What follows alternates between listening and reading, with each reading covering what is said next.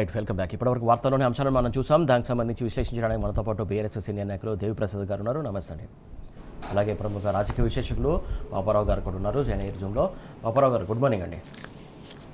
Sir, దేవి sir, ప్రధానంగా ఏదైతే ఘోష్ కమిషన్కి సంబంధించి రిపోర్ట్కి సంబంధించి హైకోర్టు కీలకమైనటువంటి తీర్పు ఇచ్చింది. మొత్తం అది అంతా బుట్టదాఖలు, దాన్ని ట్రాష్ అని చెప్పినటువంటి సందర్భం సంబంధించి మీరేమంటారు? గుడ్ మార్నింగ్ పెద్దలకు అందరికీ నమస్కారం, వీక్షకులకు శుభోదయం. నిన్న తెలంగాణ ప్రజలందరూ కూడా అంటే ఒక సుదీర్ఘకాలం నీటి కోసం తనలాడి కొట్లాడి కేసీఆర్ నాయకత్వంలో తెలంగాణ రాష్ట్ర సాధన కోసం ఉద్యమం చేసి తెలంగాణ రైతు కళ్ళల్లో కన్నీళ్లు కాదు తెలంగాణ పొలాల్లో నీళ్లు ఉండాలని ఒక అద్భుతమైనటువంటి తెలంగాణకు వరప్రదాయంలాగా నిర్మించినటువంటి కాళేశ్వరం ప్రాజెక్టు మీద గత 3 సంవత్సరాల నుండి అనేక మంది ముఖ్యంగా కాంగ్రెస్ పార్టీ బీజేపీ నాయకులు పెద్ద ఎత్తున దుష్ప్రచారం చేసి కేసీఆర్ గారు చేసినటువంటి ఒక అద్భుతమైనటువంటి కట్టడాన్ని అవహేళన చేసేటువంటి ప్రయత్నం చేశారు. రైతులకు సంబంధించినటువంటి అనేక విషయాల పట్ల సరైనటువంటి సోయి లేనటువంటి వాళ్ళందరూ కూడా అనేక ఆరోపణలు చేసినటువంటి సందర్భాన్ని చూసాం. ఈ ఆరోపణల మీద ప్రభుత్వం అధికారంలోకి వచ్చిన తర్వాత వాటి మీద రకరకాల కమిషన్లు వేసి కేసీఆర్ గారి వ్యక్తిత్వారణాన్ని, మా కేటీఆర్ వ్యక్తిత్వారణాన్ని, హరీష్ రావు గారి వ్యక్తిత్వారణాన్ని, కేసీఆర్ పాలనలో జరిగినటువంటి అనేక విషయాల పట్ల కమిషన్లు వేసి ప్రజల ముందు అబాస్ పాలైనటువంటి సందర్భం మనం చూసినాం. గతంలో విద్యుత్ కమిషన్ మీద ఎట్లా తప్పటడుగులు వేసారో నిన్న చాలా స్పష్టంగా ఘోష్ కమిషన్కి మేము చాలా కేటీఆర్ గారు అంతకుముందు మా పార్టీ నాయకులు అందరూ కూడా చాలా సందర్భాల్లో ఆ రోజే చెప్పారు, ఈ కమిషన్ ఇచ్చినప్పుడు ఈ కమిషన్ ఇచ్చేటువంటి నివేదిక సహజ న్యాయ సూత్రాలకు విరుద్ధంగా ఉంది అనేటువంటి విషయాన్ని చెప్పిండ్రు. అట్లాగే పిసిసి అధ్యక్షుడు అప్పుడు రేవంత్ రెడ్డి మాట్లాడిన మాటలు కానీ ఆ తర్వాత ముఖ్యమంత్రి రేవంత్ రెడ్డి మాటల్లో వారు ప్రెస్ మీట్లలో అయితే ఏవైతే చెప్పిండ్రో ఘోష్ కమిషన్ రిపోర్ట్లో సేమ్ ఐస్టీస్ రిపిలికా వచ్చింది. అంటే ఇది కేవలం ఘోష్ కమిషన్ కాదు, ముమ్మాటికి ఇది పిసిసి నివేదికనే అనేటువంటి విషయాన్ని మేము అనేక సందర్భాల్లో చెప్పినాం. నిన్న కోర్టు ఇచ్చినటువంటి తీర్పు ఇది ప్రభుత్వానికి గట్టి చెంపదెబ్బ.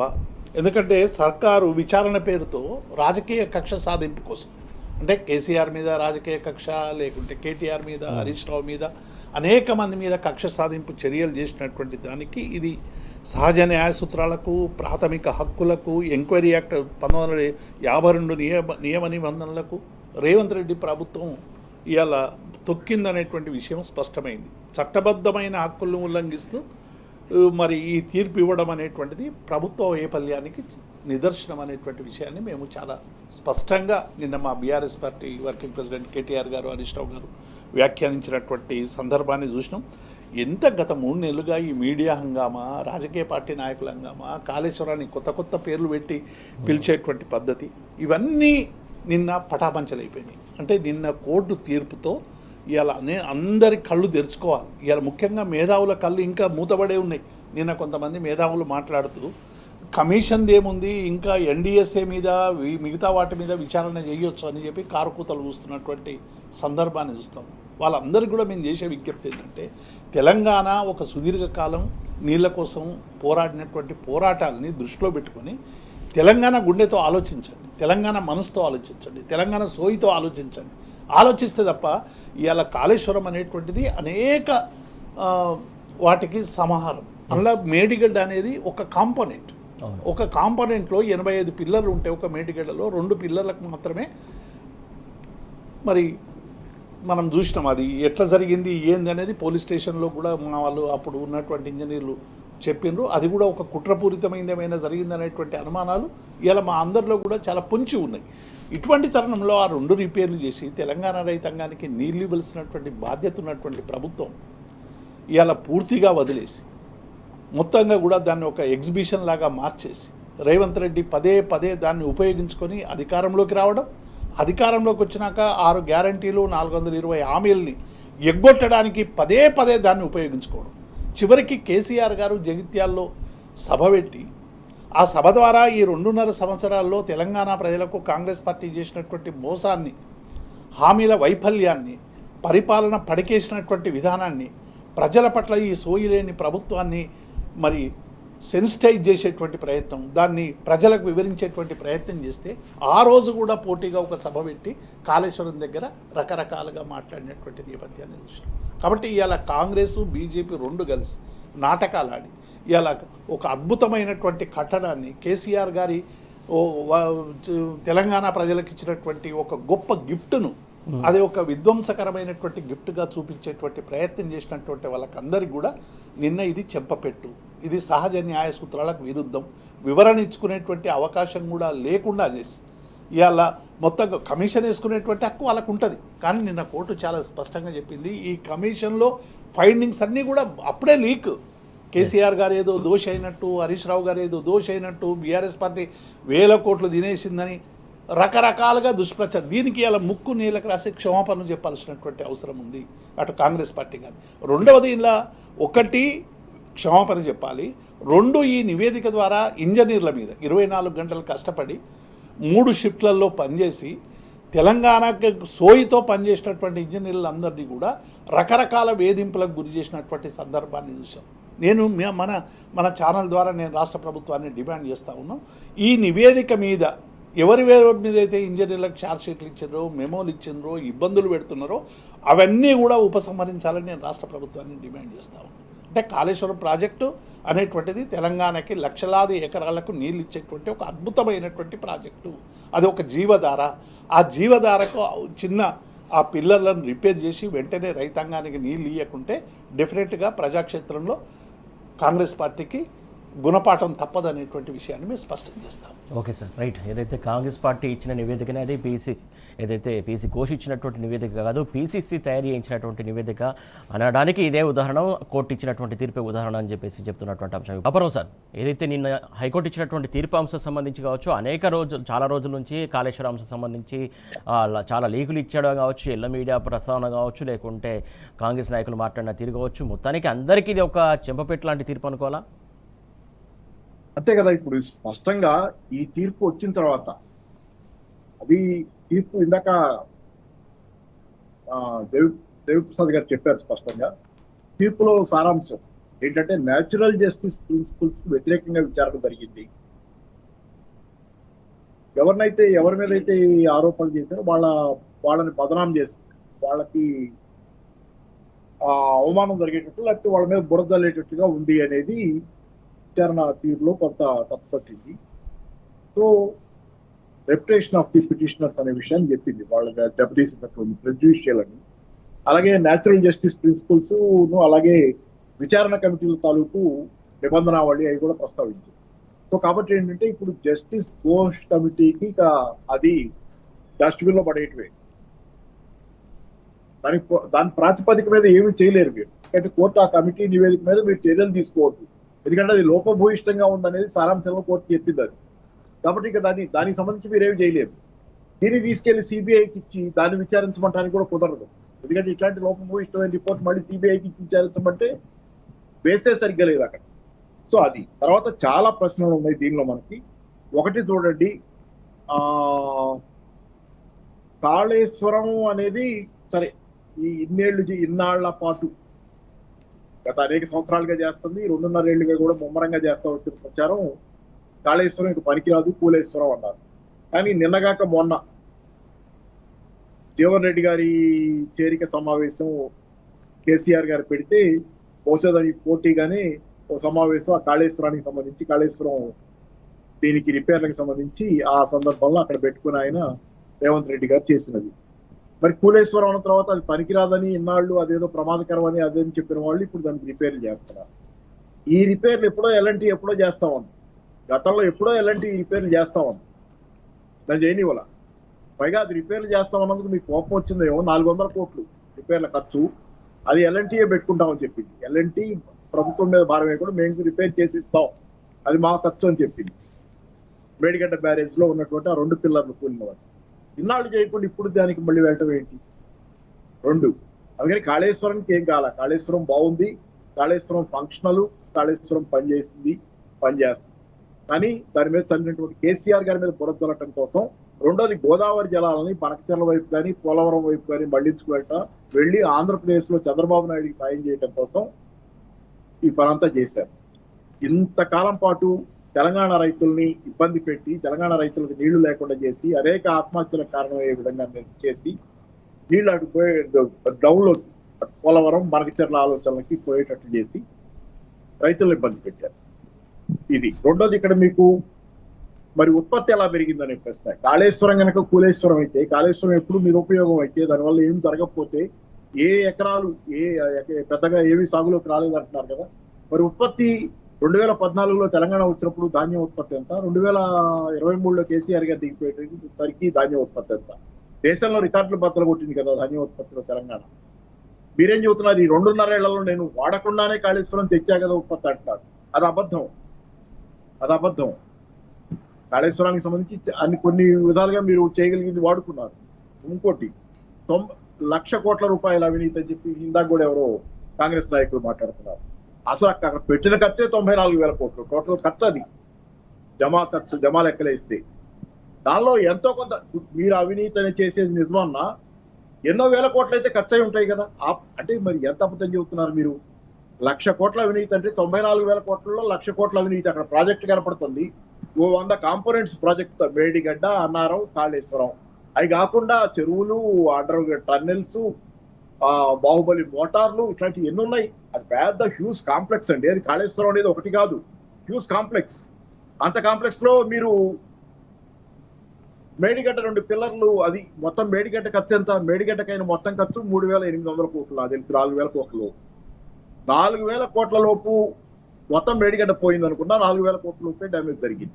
మీరు చెబుతున్నటువంటి 1,00,000 కోట్లు అనేది పచ్చి అబద్ధం. 2 పిల్లర్లు కూలిని, ఆ 2 పిల్లర్లకి 400 కోట్లు ఖర్చు అవుతాయి అని చెప్పి అది రిపేర్ చేస్తామని చెప్పి, అంటే ఏం డ్యామేజ్ జరిగిందో 400 కోట్ల డ్యామేజ్ జరిగింది. అది ఎలాంటి రిపేర్ చేస్తాం. సో అది తర్వాత ఇంకోటి, సరే అంతకుముందు కాదన్నారు, ఇప్పుడు రిపేర్లు ఎందుకు? పైగా ఇప్పుడు రుజువు అవుతుంది. ఎల్నినో సంవత్సరం ఇది. ఈ సంవత్సరం వర్షాలు ఉండవు. జూన్ లో ఆ ప్రాంతంలో వర్షాలు పడవని చెబుతున్నారు. కాళేశ్వరం కట్టే నాటికే కేసీఆర్ గారికి స్పష్టంగా మైండ్ లో ఉంది, ఎప్పుడైనా సరే ఆకాశం వైపు చూస్తే వర్షాలు పడని పరిస్థితి వస్తే కష్టకాలంలో ఆదుకునేది కాళేశ్వరం, తెలంగాణను ఆదుకునేది కాళేశ్వరం కావాలని ఆయన ప్రణాళిక దాన్ని రూపొందించాడు. ఎంత కష్టం వచ్చినా, చుక్క నీరు ఆకాశం నుంచి పడకపోయినా సాగుబడి జరగాలి అనే దానికోసం కాళేశ్వరం ప్రధానంగా ఉద్దేశించింది. ఈ సంవత్సరం తెలుస్తుంది. కాళేశ్వరం మీరు రిపేర్లు చేస్తున్నారు కదా, ఖరీఫ్ సీజన్ కి రిపేర్లు పూర్తయితే తెలుస్తుంది మీకే. కాళేశ్వరం ఉంటే ఏమవుతుంది, కాళేశ్వరం లేకపోతే ఏమవుతుంది. ఆకాశం నుంచి వర్షం పడకపోతే కాళేశ్వరం ప్రాధాన్యత తెలుస్తుంది. సో ఇట్లాంటివన్నీ ఉన్నాయి. సో బేసిక్ గానే దీని ఫౌండేషన్ లేదు. ఈ రోజు కోర్టు తీర్పు తర్వాత దీన్ని రకరకాలుగా, పైగా ఇందాక మన సార్ చెప్పారు, రకరకాలుగా, అంటే వీళ్ళందరికీ పగబట్టినట్టు కేసీఆర్ ఎలాగైనా ఏదో ఆయన జైలుకి పంపాలనే తాపత్రయం, హరీష్ రావు జైలుకి పంపాలనే తాపత్రయం, గోల్ అది పెట్టుకొని విచారణ తర్వాత అది ముందు వాళ్ళని ఏదైనా శిక్షించాలి, లేకపోతే జైల్లో పంపాలని లక్ష్యం పెట్టుకొని ఆ తర్వాత విచారణలు దానికి ఏదో ఒకటి, అంటే ముందు గోల్ ఒకటి ఫిక్స్ చేసుకున్నారు. దాని ఏ దారి దొరుకుతుందని వెతుకుతున్నారు. అక్కడ సమస్య ఉంటాం కాదు అసలు. అందరూ అలాగే మాట్లాడతారు. కోదండరామ్ గారు పెద్ద మనిషి అనే అనుకుంటాం కదా అందరం, ఉద్యమ కాలంలో ఆయన పాత్ర కానీ ఇదేమి మనం అనుకునేది. కానీ కోదండరామ్ గారు కూడా కోర్టు తీర్పు వచ్చిన తర్వాత కూడా కోర్టు తీర్పు ఏమాత్రం ప్రాథమికంగా చదువుకున్నా కానీ 5 నిమిషాల లోపు చదువుకున్నా, 2-3 నిమిషాలు చదువుకున్నా కోర్టు తీర్పులు అర్థమైపోతుంది దోష కమిటీ లేదండి. ఇంకా ఏ రకంగా శిక్షించడంతో వెతుకుతున్నారు వీళ్ళు. ఇదంతా అయిపోయింది, బేస్ అంతా అయిపోయింది. ఎలాగైనా శిక్షించాలని తప్పక, అంటే కోర్టు తీర్పును కూడా కంటెంప్ట్ ఆఫ్ కోర్టు. వీళ్ళు మాట్లాడుతున్న మాటలన్నీ contempt of court. Coast commission కంటే, పీసీ కోస్ట్ కమిషన్ కంటే, అలాగే నేషనల్ డ్యామ్ సెక్యూరిటీ అథారిటీ పేరు మీద చెప్తున్న ప్రచారం కంటే కోర్టు తీర్పుకి ఎక్కువ వ్యాలిడిటీ ఉంది. కోర్టు తీర్పుని మీరు ఇష్టానుసారం కామెంట్ చేసి అది తీసి పక్కన పెట్టి మా ఇష్టానుసారం చేస్తామంటే అది కంటెంప్ట్ ఆఫ్ కోర్ట్. ఇప్పుడు ఇది కంటెంప్ట్ ఆఫ్, వీళ్ళంతా మాట్లాడుతుంది మేధావులు, వీళ్ళంతా మాట్లాడుతుంది వచ్చి contempt of court. Sir Baparao sir, మీరు అంటున్నట్టు కంటెంట్ ఆఫ్ కోర్టు కావచ్చు, అది ఆ రకంగా ఆలోచించే ఆలోచన వీళ్ళకి, ఈ మేధావులకు ఉందా సార్? అదే కాకుండా వచ్చినటువంటి రిపోర్టు లీకులతోటి కోర్టుకు సబ్మిట్ చేయకుండా, ప్రభుత్వం సబ్మిట్ చేయకుండా లీకులు ఇచ్చి శిక్షలు పడిపోతాయని చెప్పేసి ఎలాంటి ప్రసంగాలు చేశారో, ఎలాంటి మాటలు మాట్లాడారో మనం చూసాం కదా సార్. అంటే కోర్టు తీర్పు రాకముందు కాదు, ఇప్పుడు కోర్టు తీర్పు రాకముందు రకరకాలుగా వీళ్ళంతా మాట్లాడారు. అవన్నీ రాజకీయాల్లో భాగం, దాన్ని కాదనం. ఎందుకంటే వాళ్ళ ధోరణి వాళ్ళది. మన న్యాయం సత్యమేవ జయితే అని చెప్పాం, సత్యమే జయించింది. కానీ ఇప్పుడు కోర్టు తీర్పు వచ్చిన తర్వాత దాన్ని పక్కన పెట్టి శిక్షించాలని అడుగుతున్నారు కదా. కోర్టు తీర్పు ఏం చెప్పింది? పీసీ ఘోష్ కమిషన్ మీద మీరు యాక్షన్ ఏం వద్దు, తీసుకోకూడదు, అది వద్దంటుంది. ఎస్ కోర్టు తీర్పు అది చెప్పిన తర్వాత ఇంకా ఏదో రకంగా శిక్షించాలంటే కోర్టు తీర్పు కాదనే కదా మీరు శిక్షించాలనుకుంటుంది. ఏదో రకంగా శిక్షించాలని ఇప్పుడు రకరకాల మార్గాలు ఎదురడానికి కోదండరామ్ గారు మాట్లాడతారు, ఒక నాయకులంతా రకరకాలుగా వచ్చి అంటే వాళ్ళు మనసులో పెట్టుకున్నటువంటి అంటే ఆక్రోశం దీన్ని ఎలాగైనా ఇబ్బంది పెట్టాలని దాని మీద ఉంది తప్పితే మీరు కోర్టు తీర్పు వచ్చి అంత స్పష్టంగా కమిషన్ తీర్పు కమిషన్ రిపోర్ట్ పనికిరాదని చెప్పిన తర్వాత అది శిక్షించడానికి లేకపోతే నేరారోపణకో లేకపోతే వాళ్ళు బురదల్లింది కమిటీ కూడా అనే మాటలు ఉన్న తర్వాత దానిలో సారాంశాల్లో మీరు ఈ రోజు అది పక్కన పెట్టమని ఎలా చెబుతారు? కోర్టు తీర్పే హైయెస్ట్. మీ కమిషన్ రిపోర్ట్ కంటే మీ ఎన్డీఎస్ఏ రిపోర్ట్ కంటే కోర్టు తీర్పు హైయెస్ట్. దాన్ని పక్కన పెట్టమని చెబితే అది కంటెంప్ట్ ఆఫ్ కోర్ట్. సింపుల్, అది కంటెంప్ట్ ఆఫ్ కోర్ట్. ఎవరు మాట్లాడినా కంటెంప్ట్ ఆఫ్ కోర్ట్. హైకోర్టు తీర్పు వచ్చిన తర్వాత మీరు సుప్రీంకోర్టుకి పోయి తెచ్చుకోండి కావాలంటే, తర్వాత అక్కడ జరిగేది విచారణ అక్కడ జరుగుతుంది, అక్కడ చేయలేదు అక్కడ తేలుతుంది. కానీ ఈ లోపల మీరు ఇష్టం వచ్చినట్టు మాట్లాడితే అది contempt of court. Right sir. అది లోపల ద్వేషం పెట్టుకుని మాట్లాడిన మాటలుగా ఉంటాయి తప్పితే సారంలో అర్థరహితమైంది. Okay sir. Deviprasad sir, Paparao sir కీలకమైనటువంటి మాట చెప్తున్నారు. ఏదైతే కంటెంట్ ఆఫ్ కోర్టు ఖచ్చితంగా పాటించాల్సిందే, ఈ మేధావి సంఘాలంతా మేధావులంతా ఈ రకంగా మాట్లాడడం ఖచ్చితంగా కంటెంట్ ఆఫ్ కోర్టు కిందకి వస్తుంది అని చెప్తున్నారు. ఆ రకంగా యాక్షన్ తీసుకుంటారా అనుకోరా ఇట్లా? ఇప్పుడు అంటే ఇది ఇంతకుముందు పాపారావు గారు చెప్పినట్టు ఒక కోర్టు తీర్పు చాలా స్పష్టంగా వచ్చింది, ఈ నివేదిక చెల్లదు, ఈ నివేదిక ద్వారా ఎటువంటి చర్యలు తీసుకునేటువంటి ప్రసక్తే లేదు. తర్వాత సెక్షన్ 8B ఉల్లంఘన జరిగింది. అట్లాగే ఇందులో ఇనాపరేటివ్ ఫైండింగ్స్ ఉన్నాయి, అంటే ప్రతికూలమైనటువంటి వ్యాఖ్యలు చెల్లవన్నది. తర్వాత ఈ రాజకీయ స్క్రిప్ట్కు కాలం కూడా చెల్లిందనేటువంటిది అందరు చెప్తున్నటువంటి అంశం.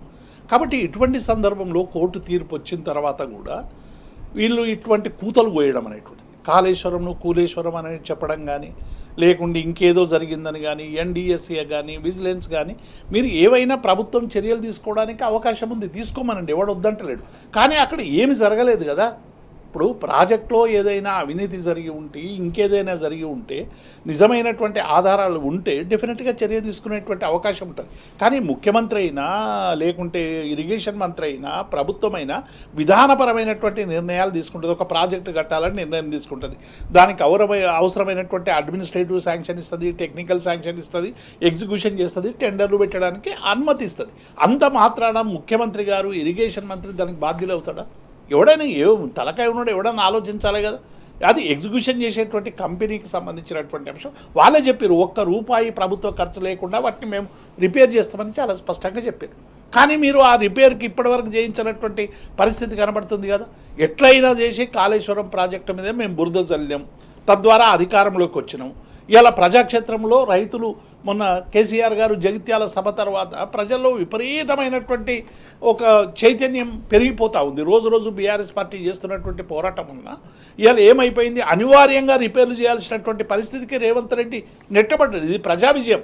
ఒకవైపు న్యాయస్థానంలో అద్భుతమైనటువంటి విజయం, ఇవాళ అది చెల్లదు, నివేదిక చెల్లదనేటువంటి ఒక విజయం ఖాయమైతే, రెండవ విజయం కేసీఆర్ గారి సభ ద్వారా ప్రజల్లో వచ్చినటువంటి చైతన్యం ద్వారా ఇవాళ అనివార్యంగా దాన్ని రిపేర్ చేయాల్సినటువంటి పరిస్థితి ఎదురైనటువంటి నేపథ్యం. అందుకే రేవంత్ రెడ్డి గారు మొన్న పోయి మేము రిపేర్లు చేస్తామని చెప్పి 2.5 సంవత్సరాల తర్వాత మాట్లాడినటువంటి తీరును చూస్తూ ఉన్నాం. ఒక్కటి కాదు, ఇవాళ అంబేద్కర్ విగ్రహం దగ్గర నుంచి మొదలు పెడితే మీరు అంబేద్కర్ విగ్రహాన్ని ఏం చేసిండ్రు? 2 సంవత్సరాల పాటు 125 ఫీట్ల అడుగు విగ్రహాన్ని కేసీఆర్ గారు ప్రతిష్ఠిస్తే ఆ మహనీయుని చూసుకుంటూ పరిపాలన జరగాలని అంబేద్కర్ సచివాలయం ఎదురుగా పెట్టి రోజు అంబేద్కర్ను చూడడం వల్ల కొంత రిఫ్రెష్ అవుతారు, జ్ఞాపకాలు వస్తాయి, సోయితో పనిచేస్తారని చెప్పి పెడితే 2 సంవత్సరాలు తాళాలు వేసినావు కదా. ఆఖరికి మా వర్కింగ్ ప్రెసిడెంట్ గారు మొత్తం బీఆర్ఎస్ పార్టీ మేము దాన్ని అక్కడికి వచ్చి ఆ తాళాలు తీసి అక్కడ నివాళులు అర్పిస్తామని చెప్పిన తర్వాత తాళాలు తెగినాయి. అంటే ఏదైనా ప్రజా పోరాటాల ద్వారా ఇవాళ బీఆర్ఎస్ పార్టీ ప్రజాక్షేత్రంలో ప్రజా పోరాటాల ద్వారా ఈ ప్రభుత్వాన్ని అనివార్యంగా నెట్టి ఆ పనులు చేయించడానికి నెట్టేసేటువంటి ప్రయత్నం చేస్తూ ఉంది. కాబట్టి నిన్నటి తీర్పుతోనైనా ఇప్పటికైనా మేధావులు అనేటువంటి వాళ్ళు కానీ రాజకీయ నాయకులు కానీ మీరు సోయితో ఆలోచించండి. అంటే కాళేశ్వరం ప్రాజెక్టు రిపేర్ చేయాలన్నా వద్దా దాని మీద చర్చ పెట్టండి. అందులో ఏమైనా జరిగితే వాటికి సంబంధించినటువంటి విషయాలు చిన్న చిన్న విషయాలు ఉంటే ప్రభుత్వం డిపార్ట్మెంట్ చూసుకుంటుంది. కానీ అంత మాత్రాన ప్రతిరోజు కేసీఆర్ గారి మీద, హరీష్ రావు గారి మీద, కేటీఆర్ గారి మీద, మొత్తం ఇంజనీర్ల మీద, కష్టపడ్డటువంటి కార్మికులను మీరు వాళ్ళ ఆత్మగౌరవాన్ని దెబ్బతీసేటువంటి వ్యాఖ్యలు చేయడం అనేటువంటిది దుర్మార్గం. ఒక కంటెంప్ట్ ఆఫ్ కోర్టే కాదు, సహజ న్యాయ సూత్రాలకు విరుద్ధం. మీరు తెలంగాణ ప్రాంత సోయికి ఇవాళ ఎవరైతే కేసీఆర్ గారు నిర్ణయం తీసుకొని తెలంగాణకు నీళ్ళు ఇవ్వాలని చేసినటువంటి ఒక అద్భుతమైనటువంటి ప్రయత్నం మీద మీరు మట్టిపోసే ప్రయత్నం ఎందుకు చేస్తారు? అసలు తెలంగాణ కోసమేనా మీరు పనిచేసిందనేటువంటి ఒక భావన ఇప్పుడు ప్రజల్లో పెళ్ళుకేటువంటి ప్రమాదం ఉంది. ఇప్పటికైనా సరి చేసుకోండి అని చెప్పి నేను వారికి విజ్ఞప్తి చేస్తాను. సార్, మీరు అన్నట్టు ఏదైతే ఇది ఇంజనీర్ల పైన కూడా అవినీతి మరకలు అంటించారు, అనేక మంది రాజకీయ నాయకుల పైన కూడా అవినీతి మరకలు అంటించారు. ప్రధానంగా మొన్న కూడా పార్లమెంటు వేదికకు కూడా ఒక మంత్రి దీనికి సంబంధించి అవినీతి మరకలు అంటించే ప్రయత్నం చేశాడు. ఇప్పుడు ఏం చెప్తారు? ఇప్పుడు ఆ మంత్రి, కేంద్ర మంత్రి నిజంగానే పార్లమెంట్ సాక్షిగా ముక్కు నీళ్ళకి రాయాలి. మంత్రి అంటే ₹1,00,000 కాళేశ్వరంలో కొట్టుకుపోయినాయి అంటే ఏమన్నా దమాకున్నోళ్ళు మాట్లాడతారా? అనాల్సి వస్తుంది. ఒక కేంద్ర మంత్రిని అనాలంటే ఇబ్బంది అనిపిస్తుంది. ఇవాళ మల్లన్న సాగర్లో 25 TMCల వాటర్ స్టోరేజ్ ఉన్నాయి. ఇవాళ మీరు హైదరాబాద్ నగరానికి నీళ్లు తీసుకురావడానికి 8,000 కోట్లతో చేస్తున్నటువంటి ఏ ప్రయత్నం అయితే ఉన్నదో ఆ ప్రయత్నం ఎక్కడి నుంచి? కాళేశ్వరంలో భాగమే కదా. నువ్వు ఇవాళ గంధమల్ల రిజర్వాయర్కు మీరు శంకుస్థాపన చేసిర్రు, ఆ నీళ్ళు ఎక్కడి నుంచి వస్తున్నాయి? కాళేశ్వరంలో భాగమే కదా. ఇవాళ రంగనాయక సాగర్ కానీ, మల్లన్న సాగర్ కానీ, లేకుంటే మిడ్ మానేర్ కానీ మొత్తంగా కూడా కాళేశ్వరంలో ఇవన్నీ భాగం. తుమ్మిడిహట్టి కానీ మిగతా అన్నీ కూడా. మరి ఈ చైన్ నుంచి వస్తున్నటువంటి నీళ్లను కూడా మీరు వస్తున్న నీళ్ళను చూసి కూడా ఏదో కళ్ళున్న కబోదీలాగా మీరు అక్కడ చాలా స్పష్టంగా కనబడుతున్నటువంటి వాటిని కూడా ప్రజలకు తప్పుడు సమాచారాన్ని ఇచ్చేటువంటి ప్రయత్నం చేస్తున్నారు. అవి గోదావరి నీళ్ళు కావు, ఎక్కడి నుంచి వస్తాయి? గోదావరి నీళ్ళు కాకపోతే ఏ నీళ్ళు వస్తున్నాయి? మనకున్నదే గోదావరి, కృష్ణా నీళ్ళు ఏ పరివాహక ప్రాంతంలో వస్తాయి, ఏ బేసిన్లు వస్తాయి మనకు తెలుసు. మరి గోదావరి బేసిన్లో గోదావరి నీళ్ళు రాకుంటే ఇంకా అరేబియా సముద్రమే వస్తున్నాయా? ఇంకెక్కడి అని వస్తున్నాయి? అరే, కనీస జ్ఞానం లేకుండా గోదావరి నీళ్ళు కావని మాట్లాడేటువంటి మాటలు చూస్తూ ఉంటే అసలు వీళ్ళు ఒక స్క్రిప్ట్ పెట్టుకున్నారు. అంటే కేసీఆర్ గారిని, బీఆర్ఎస్ పరిపాలనని మనం ప్రజాక్షేత్రంలో ఎదుర్కొనే దమ్ము లేదు కాబట్టి ఇట్లా బూటకపు ప్రచారాలు చేసి ప్రజల మనసుల్లో విషం నింపి తద్వారా ఎమోషన్గా కొన్ని ఓట్లు సంపాదించుకొని అధికారం కంటిన్యూ కావాలనేటువంటి ఒక దుగ్ధతో చేస్తున్నటువంటి పందపై ఇక్కడ ఏమున్నది? ఇలా చాలా స్పష్టంగా కాళేశ్వరంకు సంబంధించి ఇవాళ అనుభవిస్తున్నటువంటి రైతాంగం మీరు ఎన్ని టన్నులు పెరిగిందో వరి ధాన్యం అనేటువంటిది ఆ రిజల్ట్ చెప్తుంది. ఇవాళ ఎంత బోర్స్ రీఛార్జ్ చేసినాయో ఇవాళ తెలంగాణ ప్రజలను ఎవరిని అడిగినా చెప్తారు. మీరు అవేవి చూడకుండా గుడ్డిగా కాళేశ్వరం మీద విమర్శలు చేయడం అనేటువంటిది ఇక మానుకోకుంటే రైతాంగం వెంటబడి ఎవరెవరైతే కారుకూతలు కూస్తున్నారో వాళ్ళ సంగతి ప్రజలే తెలుస్తారు. ఇక ఒకవైపు న్యాయస్థానాలు చాలా స్పష్టంగా చెప్పినాయి, దీనివల్ల ఎటువంటి చర్యలు తీసుకునేటువంటి అవకాశం లేదు, ఇది మొత్తంగా కూడా సహజ న్యాయ సూత్రాలకు విరుద్ధంగా జరిగింది, వివరణ ఇచ్చుకునేటువంటి అవకాశం లేదు, వాటికి లేని వాటిని అంటగట్టి మొదలే లీకులు వదిలి మొత్తంగా కూడా వాళ్ళ వ్యక్తిత్వ హరణాన్ని చేసిండ్రు మీరు. ఈ అన్ని విషయాలు కూడా దృష్టిలో పెట్టుకొని ఇలా న్యాయస్థానాలు ప్రకటించినటువంటి పరిస్థితి చూస్తూ ఉన్నాం. కాబట్టి ఇప్పటికైనా బుద్ధి తెచ్చుకొని మీ మనసు మార్చుకోండి, తెలంగాణ సోయితో ఆలోచించండి, తెలంగాణ ప్రజల ఆకాంక్షల్ని దృష్టిలో పెట్టుకొని ఆలోచించండి. రాజకీయాల ఎన్నికలలో ప్రజలు ఎవరు ఓట్లు వేస్తారు ఏందనేది వేరే విషయం. ఇక కాంగ్రెస్ పార్టీకి జీవితకాలంలో తెలంగాణలో ఓటైనటువంటి పరిస్థితి వచ్చింది. ఇలా అన్ని వర్గాలు, ఒక్క వర్గం కాదు, ఇలా అన్ని వర్గాలు రోడ్ల మీదకి వస్తున్నాయి, తమ న్యాయమైన సమస్యలు పరిష్కరించాలని డిమాండ్ చేస్తూ ఉన్నాయి. మీ ఇచ్చినటువంటి ఏ ఒక్క హామీ అమలు చేయకపోవడం వల్ల ఇలా ప్రజలు పడుతున్నటువంటి ఇబ్బందుల పట్ల ఇలా ప్రజలందరూ కూడా పోరాటాల వైపు పోతూ ఉన్నారు. ఇవాళ కేసీఆర్ పాలన కావాలని పదే తెలంగాణ ప్రజలు ఎందుకు కోరుకుంటున్నారంటే మీ పాలన ఇంత చెత్తగుంది కాబట్టి, మీ పాలన సరైనటువంటి రీతిలో ప్రజల కోణంతో పనిచేస్తలేరు కాబట్టి, మీ ప్రతి పనిలో ఇవాళ కమిషన్లు కబ్జాలు తప్ప ప్రజల కోణం ఎక్కడైనా ఉందా అని ఇలా తెలంగాణ ప్రజలందరూ కూడా ప్రశ్నిస్తున్నారు. అందుకే రేవంత్ పోవాలి, కేసీఆర్ రావాలని జగిత్యాల సభలో నినాదాలు ఎందుకు వచ్చినాయి? ఉత్తగానే వస్తాయా? 2.5 సంవత్సరాల్లోనే ఏ ప్రభుత్వమైనా వచ్చిన 2 నెలలకో 3 నెలలకో వ్యతిరేకత మొదలవుతుందా? కాబట్టి ఇప్పటికైనా ఈ కాంగ్రెస్ పార్టీ నాయకులు బీఆర్ఎస్ పార్టీ మీద దుష్ప్రచారం మానాలి. ఇవాళ బీజేపీ కాంగ్రెస్ 2 కలిపి తెలంగాణలో బీఆర్ఎస్ను ఏదో రకంగా అనగదొక్కాలని చేసేటువంటి ప్రయత్నాలకి డెఫినెట్గా ప్రజల నుండి ప్రతిఘటన ఎదురవుతుంది. రైట్. ఏదైతే దుష్ప్రచారాలకు ఎన్ని రోజులు కూడా ఆగవు, ఏదైతే సత్యాలేంటి అసత్యాలేంటి కూడా ప్రజలు తెలుసుకుంటారో, అలాగే రానున్న రోజుల్లో ఈ మేధావి సంఘాలకు బడిత పూజ జరగడం ఖాయమని చెప్పి చెప్తున్నటువంటి అపరావు సార్, ప్రధానంగా ఏదైతే తీర్పుకి సంబంధించి చాలా కేటీఆర్ కీలకమైనటువంటి వ్యాఖ్యలు చేశారు. ప్రధానంగా ఏదైతే ఇది పీసీసీ నివేదిక ఇచ్చిన సందర్భం అని చెప్పేసి ఆయన చెప్పినటువంటి సందర్భం, ప్రధానంగా ఇందాక మనం మాట్లాడుకున్నట్టే ఏదైతే ప్రధానంగా వీటిలో చాలా అవినీతి మరకలు చాలా మందికి ఉద్యోగులకు కావచ్చు మిగతా రాజకీయ నాయకులకు అంటించినటువంటి సందర్భం సంబంధించి మీరేమంటారు? వినపడలేదు, కొంచెం సౌండ్ క్లారిటీ లేదు సార్. ఏదైతే ప్రధానంగా నిన్న ఈ అంశం సంబంధించి కేటీఆర్ సార్ కూడా స్పందించారు. దానికి సంబంధించి ఏదైతే ముందు నుంచి మేము చెప్తున్నట్టే జరిగింది, ఇది పీసీసీ నివేదిక, పీసీ ఘోష్ నివేదిక కాదు అనేది కోర్టు తేల్చిందని చెప్పేసి చెప్పిన సందర్భం సంబంధించి మీరేమంటారు? స్పష్టంగా కనపడుతుంది కదా ఇప్పుడు అది బయాస్డ్ అనేది కోర్టు చెప్పిన దానిలో దాని తీరు ప్రెజుడిస్డ్ గా ఉంది. ప్రెజుడిస్డ్ అంటే బయాస్ అని మనం అనుకోవచ్చు, సినోనిమ్ లాగా. ఎవరి మీద అయితే ఎలిగేషన్స్ పెట్టారో వాళ్ళ పట్ల ప్రెజుడిస్డ్ గా వాళ్ళ రెప్యుటేషన్ టార్నిష్ చేసే విధంగా న్యాచురల్ జస్టిస్ ప్రిన్సిపల్స్ కు వ్యతిరేకంగా ఉంటాయి.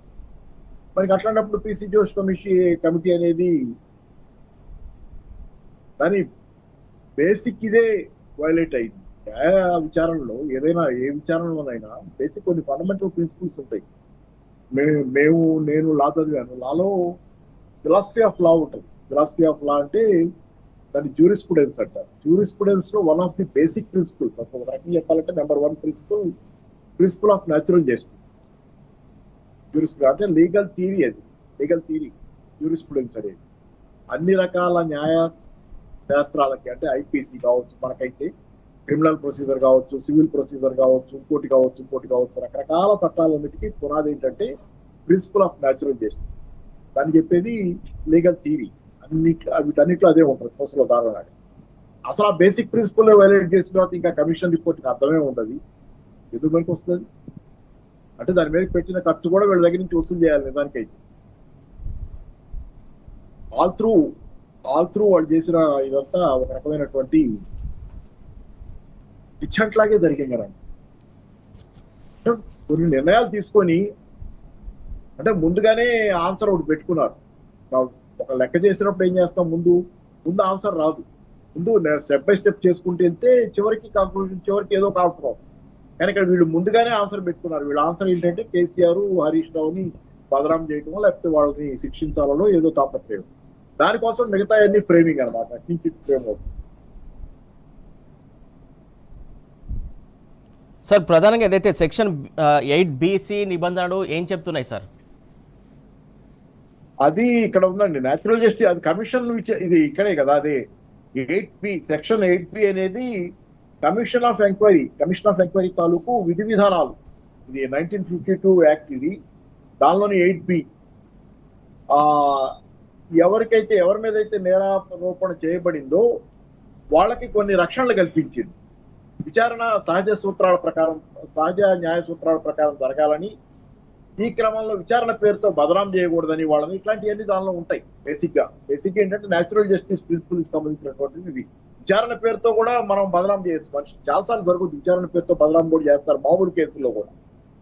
ఇట్లాంటి కేసుల్లో when so much of public interest ఇస్తే అట్లాంటి వాటిలో కూడా ఇది ఉందనేది మనకు కనపడుతుంది కదా. ఇది 8B అనేది న్యాచురల్ జస్టిస్ ప్రిన్సిపల్స్ తాలూకు ఈ ప్రెజుడిస్డ్ గా ఉండకూడదు.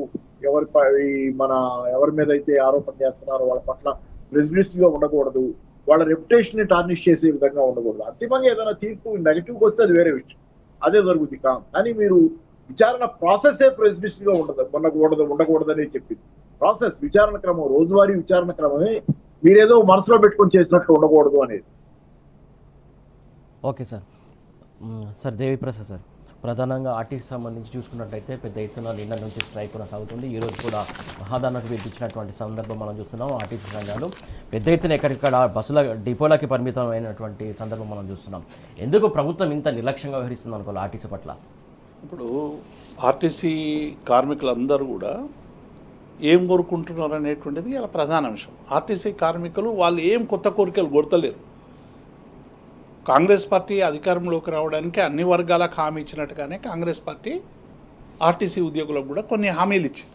ఏం హామీలు? అందులో కేసీఆర్ గారు ఆర్టీసీ ఉద్యోగులకు సంబంధించినటువంటి స్థితిగతులను ఆలోచించి 19 నుంచి వారు డిమాండ్ చేస్తే దాన్ని పరిశీలించి 23లో ఆర్టీసీ ఉద్యోగులకు ప్రభుత్వ ఉద్యోగులతో సమానంగా వేతనాలు ఇవ్వాలని, ప్రభుత్వ ఉద్యోగులకు గుర్తించాలని చట్టం చేసి తీర్మానం చేసి గవర్నర్తో గజెట్ చేసి వారికి ప్రభుత్వ ఉద్యోగులుగా గుర్తిస్తూ నోటిఫికేషన్ ఇచ్చినటువంటి విషయాన్ని సందర్భంగా నేను గుర్తు చేస్తాను. దాన్ని అపాయింటెడ్ డేట్ ఇచ్చి పిఆర్సీ ప్రకటిస్తే అయిపోయేటువంటి విషయానికి 2.5 సంవత్సరాలుగా దాదాపుగా సంవత్సరాల కాలంగా వాళ్ళు తిరుగుతూనే ఉన్నారు. ఎక్కని గడపలేదు, ఎక్కని మెట్లు లేవు, దిగని గడపలేదు అన్నట్టు సంవత్సరాల కాలంగా వీళ్ళందరూ కూడా ఆర్టీసీ కార్మికులు ఇబ్బంది పడుతున్నటువంటి నేపథ్యాన్ని చూస్తాం. వాళ్ళకి చాలా స్పష్టంగా చెప్పారు, మేము ఈ ప్రభుత్వంలో విలీన ప్రక్రియను పూర్తి చేస్తాం, వచ్చే పిఆర్సీ ఆర్టీసీలకు ఉద్యోగులతో సమానంగా ఇస్తాం, అట్లాగే యూనియన్లను పునరుద్ధరిస్తామన్నారు. 41 రోజులు అయింది సమ్మె నోటీస్ ఇచ్చి. 41 రోజుల తర్వాత ఐఏఎస్ కమిటీ వేసింది. ఎందుకు వేసింది ఐఏఎస్ కమిటీ అంటే సమస్యలు తెలుసుకోవడానికట. మేనిఫెస్టో కమిటీకిలో మంత్రి శ్రీధర్ బాబు గారు ఉన్నారు, పొన్నం ప్రభాకర్ గారు ఉన్నారు. ఇద్దరు కూడా ఈ అంశాల మీద సుదీర్ఘంగా ఆ రోజు ఎన్నికల ముందు చర్చించి మీరు వాళ్ళకు హామీలు ఇచ్చారు. హామీలు ఇచ్చినాక మళ్ళీ 4 వారాల గడువు కావాలి సమస్యల కోసం అని చెప్పి కాలయాపన చేసేటువంటి ప్రయత్నం చేస్తారు. ఇక అనివార్య స్థితిలో ఇవాళ ఉద్యోగులు సమ్మె బాట పట్టడం అనేటువంటిది ఇది ప్రభుత్వ బాధ్యత. ఇవాళ మీరు ఫ్రీ బస్ అని ఇచ్చారు, నెలకు 350 కోట్ల రూపాయలు ఆర్టీసీకి రియంబర్స్ చేయాలి. ఒక్క రూపాయి కూడా రియంబర్స్ చేస్తలేరు. ఆర్టీసీ ఎట్లా బతకాలి? ఏమనంటే మేము లాభాలు తెచ్చినాము అనేటువంటి మాటలు ఇవాళ అందరూ కూడా మాట్లాడుతూ ఉన్నారు. అట్లాగే ఇవాళ ఎలక్ట్రిక్ బస్సులు 2000కు పైగా ప్రవేశపెట్టి ఈ ఎలక్ట్రిక్ బస్సులో 35 లక్షలు సబ్సిడీ వస్తుంది కేంద్రానికి సంబంధించి.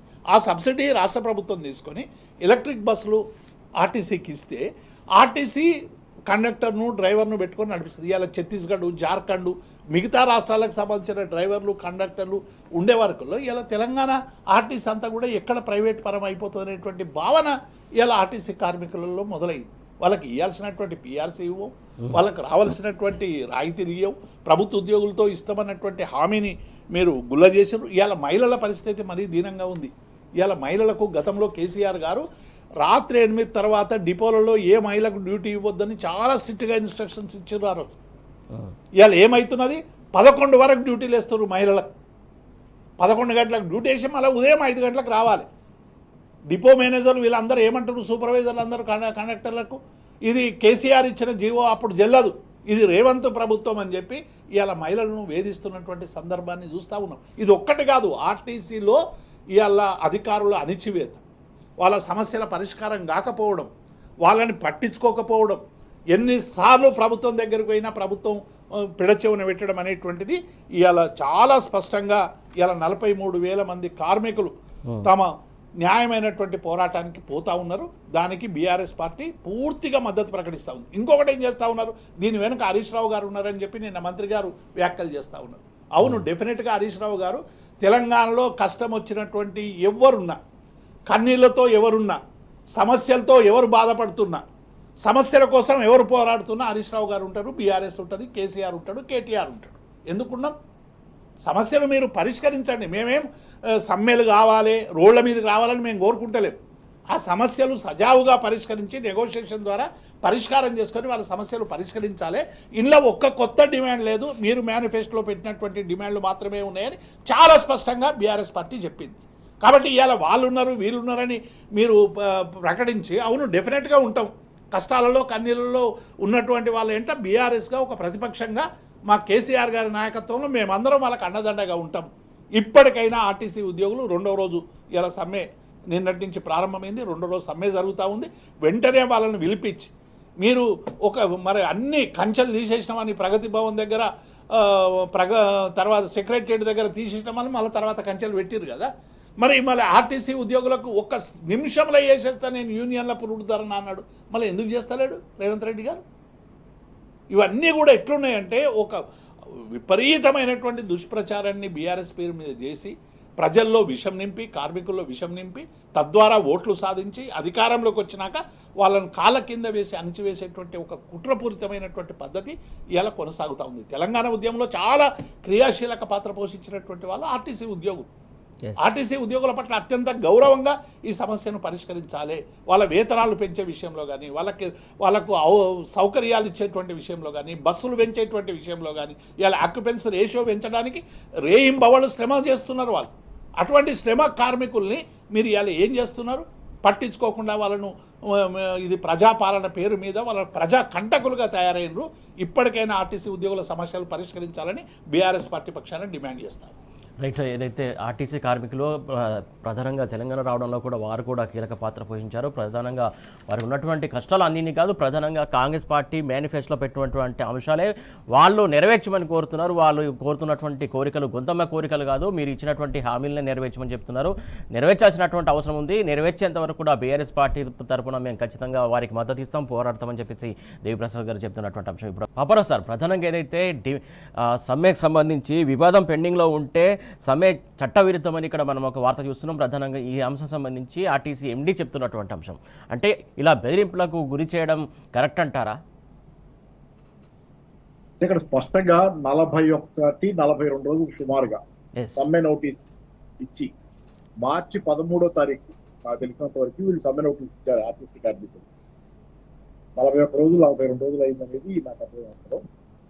లాస్ట్ డే బిఫోర్ సమ్మె, ఒక సమ్మె మొదలు పెడతారనగా ఒక రోజు ముందు 4 ఐఏఎస్లతో అకస్మాత్ అంటే అప్పటికప్పుడు ఒక కమిటీ వేసి వాళ్ళని టాక్స్ పంపించడం. వాళ్ళు టాక్స్కి వచ్చి వాళ్ళు అంటే వాళ్ళ పాత్ర కూడా ఏమి లేదు అక్కడ, వాళ్ళు నిర్ణయాలు చేయగలిగిన వాళ్ళు కాదు. వాళ్ళు పోయి మళ్ళీ ఇదే మంత్రులకో ఎవరికో అక్కడ కాంగ్రెస్ గవర్నమెంట్ లో వాళ్ళని చెప్పాలి వాళ్ళు ఇది అడుగుతున్నారు అంటే మధ్యవర్తిత్వం కోసం. అంటే ఇటు నుంచి అటు మెసెంజర్ లాగా 4 ఐఏఎస్లతో కమిటీ వేశారు. అదొక ఫార్స్.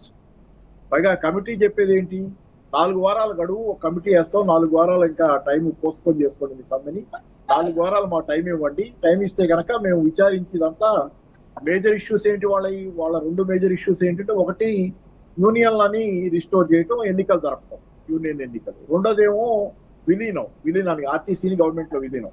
దీనికి సంబంధించి టెక్నికాలిటీస్ అన్ని 4 వారాలు పరిశీలించి ఆ తర్వాత వస్తారు. ఇవన్నీ తెలియకుండానే మీరు మేనిఫెస్టోలో పెట్టారు. అప్పుడు మేనిఫెస్టోలో మీరే పెట్టారు కదా, కాంగ్రెస్ పార్టీ మీ మేనిఫెస్టోలో పెట్టుకుంది. ఎన్ని స్టడీ చేయకుండానే ఎన్నికల కోసం పెట్టామని చెప్పి చెప్పగలరా మీరు? ఏంటంటే అడ్డగోలుగా ఈ 2.5 ఏళ్ల నుంచి కూడా స్టడీ చేయలేదా పోనీ? ఎందుకు అధికారంలోకి వచ్చారు? 2.5 ఏళ్ళు అయింది కార్మికులు మాట్లాడలా, ఇప్పుడు మాట్లాడుతున్నారు వాళ్ళు, ఇప్పుడు మీ అంతకి చేయకపోతే. కాబట్టి 2.5 ఏళ్ళుగా మీకు తెలియదా? అంటే ఏంటంటే తెలియక కాదు, అన్నీ తెలుసు. తెలిసి దొంగ నిద్రపోయే వాళ్ళని ఎవరు లేపలేరు, తెలియని వాళ్ళకి ఎవరేం చెప్పొచ్చు, కమిటీ వేస్తే దాని ముందు చెప్పుకోవచ్చు. అన్ని తెలిసి దొంగ నిద్రపోతున్న వాళ్ళని ఎవరు లేపలేరు. కాబట్టి కాంగ్రెస్ గవర్నమెంట్ జరుగుతుంది తెలుసు, ప్రజలందరికీ కూడా తెలుసు విషయం, వాళ్ళు తెలియకుండా ఎలా ఉంటుంది. 32 అంశాలు ఉన్నాయి, 7 ఇష్యూస్. వీళ్ళు కార్మికులు అడుగుతూనే 32 ఇష్యూస్ మీద చర్చ. మేజర్ గా ఈ 2 ఇష్యూస్ చుట్టూనే ఆ కమిటీ అని మాట్లాడుతుంది వాళ్ళని. సో ఇదంతా ఏంటంటే ఒక పెద్ద డ్రామా నడుపుతున్నారు. దీనిలో కూడా బహుశా కార్మికులు చాలా అప్రహెండ్ అయి ఉంటారు. ఎందుకంటే 4 వారాలు గడువు అడగటం, ఇందాక మీరు గడువు అడగటం, ఆ 4 వారాల్లో ఏం జరగచ్చు అనేది just back of the mind. ఈ మధ్య ప్రైవేటైజేషన్ గురించి భయాలు కూడా ఉన్నాయి. దాంతోపాటు ఇందాక మీరు చెప్పినటువంటి మాట ఏంటంటే బెదిరింపులని. బెదిరింపుల దగ్గరికి వస్తే పొన్నం ప్రభాకర్ గారు జనరల్ గా ఆయన మంచి మనిషి, కానీ ఆయన కూడా నిన్న సామధాన భేద దండోపాయాలని మాట్లాడుతున్నారు కార్మికుల సమ్మెకి సంబంధించి. మంచి మాట నాది, సామం ఏంటి, దానం ఏంటి, భేదం ఏంటి, దండం ఏంటి? కార్మికులు మీ పిల్లలు లాంటి వాళ్ళు, మీకు ఓట్లేసి గెలిపించిన వాళ్ళు, వాళ్ళ దగ్గర మీరు సామధాన పండుగ వాళ్ళని విడగొడతాం, చీలుస్తాం, లేకపోతే వాళ్ళని బెదిరిస్తాం, శిక్షిస్తాం, ఈ మాట మంచిది కాదు. రెండోది ఏంటంటే ఇక్కడ మీకు గతంలో నేను కొంచెం నాకు కూడా మిస్అప్రహెన్షన్స్ ఉన్నాయి. అప్పుడు 2019 ఆ ప్రాంతంలో సమ్మె జరిగినప్పుడు ఆ ప్రైవేటీకరణ భయాలు ఆ రోజు ఉన్నాయనేది, దానిలో మరి ఏం జరుగుతుంది అనేది భయపడ్డాను. కానీ ఈ రోజు చూస్తే నేను నిన్న చదువుతున్నప్పుడు 2019లో సమ్మె జరిగిన తర్వాత అప్పుడు ముందుకు వచ్చిన ఒక ఇష్యూ ఏంటంటే కార్గో ప్రైవేట్ వాళ్ళ చేతిలో ఉండేది. RTC parcel service, cargo service private వాళ్ళ చేతిలో ఉండేది 2019 సమ్మెకి ముందు ఆర్టీసీలో. ఓకే. దాని మీద చాలా గొడవ చేశారు అప్పుడు కార్మికుల సమ్మెలో. ఏమనంటే ఇది ప్రైవేట్ వాళ్ళు దోచుకుంటున్నారు, ఆర్టీసీకి రావాల్సిన ఆదాయం అని. 2019 సమ్మె అయిన తర్వాత దాని విషయంలో పెద్దగా స్పెషల్ ఎంఫసిస్ లేకుండానే కేసీఆర్ గారు దాన్ని ప్రైవేట్ వాళ్ళ కాంట్రాక్ట్ రద్దు చేసి ఆర్టీసీకి స్వయంగా దానికంటూ దాని ఆర్టీసీ ఉద్యోగస్తులతో కార్గో సర్వీస్ పెట్టారు. అంటే ఒక రకమైన జాతీయకరణ, అంటే ప్రైవేటీకరణ దిశగా వెళ్ళాలా కేసీఆర్ గారు ఆ రోజు. ఆయన దాన్ని వదిలేస్తే అడిగేవాళ్ళు లేరు, కానీ ఆయన మనసులో అన్నమాట. అంటే అసలు కేసీఆర్ గారికి సంబంధించినంత వరకు ఏంటంటే మొన్న ఎన్నికల్లో ఓటమి వెనక కూడా ఉన్న కారణం ఏంటంటే టీఆర్ఎస్ పార్టీకి సంబంధించిన వరకు తాము చేసినవి కూడా తాము చెప్పుకోలేకపోవడం, మనసులో గంభీరంగా ఉండిపోవడం చాలా విషయాలు. రైట్ మేము సార్. చేస్తున్నాం కదా, మమ్మల్ని అర్థం చేసుకుంటారు. అర్థం చేసుకోవడానికి ఎదుటి వాళ్ళు దుష్ప్రచారం చేస్తున్నప్పుడు మీరు చెప్పుకోవచ్చు. నాకు Right. వాళ్ళు చదువుతుంటే కార్గో సర్వీస్ నేషనలైజ్ అంటే గవర్నమెంట్ తీసేసుకుంది ఆ రోజు, ప్రైవేట్ వాళ్ళ కాంట్రాక్ట్ రద్దు చేసినట్టు నాకు అప్పుడు అర్థమైంది. దాన్ని 100 కోట్లకు పెంచాలని టార్గెట్ కూడా పెంచుకున్నారు. Cargo Right, sir. సర్వీస్ ఆదాయాన్ని సంవత్సరానికి 100 కోట్లకు పెంచాలని ఇంత పెద్ద ఎత్తున ప్రణాళిక రూపొందించింది. దాన్ని ఇవాళ మళ్ళీ నిన్న చూశారు సమ్మె జరుగుతున్నప్పుడు, ఈ సమ్మె నోటీస్ వచ్చింది కదా, ఈ సమ్మె, ఈ చర్చలు, ఈ ప్రాసెస్ లో నిన్న కార్గో సర్వీస్ ని మళ్ళీ ప్రైవేట్ వాళ్ళకి ఇచ్చారు. కేసీఆర్ మొన్న అప్పుడు జాతీయం చేసిన లేకపోతే Okay, ప్రభుత్వంలోకి తీసుకున్న కార్గో సర్వీస్ ని, అదే కార్పొరేషన్ లోకి తీసుకున్న కార్గో సర్వీస్ ని ఇప్పుడు మళ్ళీ ప్రైవేట్ వాళ్ళకి నెలకి 3 కోట్ల చొప్పున వీళ్ళు అప్పగించారు. అంటే Right. ఎవరి ఉద్దేశం ఏంటో స్పష్టంగా కనపడుతుంది కదా, చదివిన తర్వాత నాకు చాలా స్పష్టంగా అర్థమైంది. Okay sir. ఆయన మనసులో ఉంది ఆర్టీసీ కార్మికులకు మంచి జరగాలని, కార్గో కూడా ఆదాయం తెచ్చిపెట్టేదిగా, ఆర్టీసీకి బాగా ఉపయోగకరంగా ఉండాలని, ఆదాయం పెరగాలి ఆర్టీసీ కోరుకొని ఆయన మనసా వచ్చే దానికోసం చర్యలు తీసుకున్నారు. Okay sir. So simple example అది, మన తెరమాటను కనపడిన చిన్న ఎగ్జాంపుల్. దాని ద్వారానే కేసీఆర్ గారు ఆ రోజు మనసులో ఏం పెట్టుకున్నారనేది ఆయన మనసులో ఉన్న మాట అర్థమవుతుంది. వీళ్ళు ప్రైవేటీకరించారు నిన్నగాక మొన్న. Yes, ఈ sir. ప్రాసెస్ బిగిన అయిన తర్వాత దీన్ని ప్రైవేట్ వాళ్ళకి ఇస్తున్నాం అనేది వార్తలు వచ్చినాయి. 3 కోట్లకి నెలకి. Okay sir. దాని అర్థం ఏంటి అంటే అందుకే కార్మికులు భయపడి వెంటనే సమ్మెలోకి వెళ్ళారు. వీళ్ళు ఏదో చేయబోతున్నారని భయం, అప్రహెన్షన్స్ ఉన్నాయి కార్మికులకు, నాకు అర్థమైనది. Okay sir. దేవిప్రసాద్ సార్, ప్రధానంగా ఏదైతే పియాస అడిగితే బెదిరింపులు, లేకుంటే ఉద్యోగులు స్ట్రైక్ చేస్తే బెదిరింపులు, ఈ బెదిరింపుల ధోరణి ఎందుకోసం అసలు? ఇప్పుడు ఇంతకుముందు పాపారావు గారు అనేక విషయాలు చెప్పారు. రేవంత్ రెడ్డి గారు మొన్న ఒక సభకు దగ్గరికి పోయినప్పుడు ఏమన్నాడు, సభలో మాట్లాడుతూ మా ప్రభుత్వాన్ని విమర్శించిన, ఆందోళన చేసిన, సమ్మెలు చేసిన మేము ఎవరిని ఏమంటలేము, స్వేచ్ఛగా ప్రజాపాలనలో మీరు ఎన్ని విమర్శలైనా చేయొచ్చో ఆ విమర్శల్ని మేము స్వీకరిస్తామని చెప్పాడు.